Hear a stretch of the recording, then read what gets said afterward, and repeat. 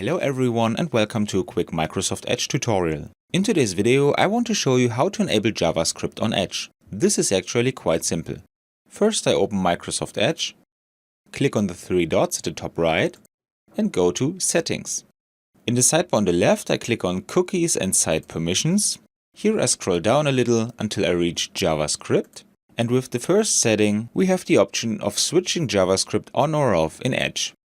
If we flip the switch now, JavaScript is activated in Edge. Below this, however, I can also specify the setting for individual pages, which overrides the basic setting. For example, if I want to have JavaScript enabled, but block it for a specific site, I can add it here. I can also change a setting that has already been made by clicking on the three dots and selecting Block.